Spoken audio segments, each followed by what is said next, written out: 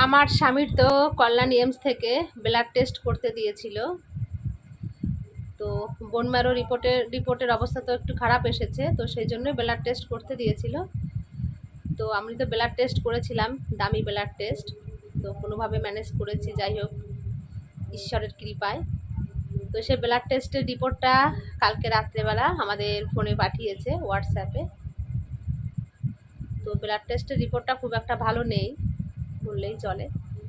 তো সেই ব্লাড টেস্টের রিপোর্টটা নিয়ে কালকে আমরা কল্যাণ এমসে যাচ্ছি।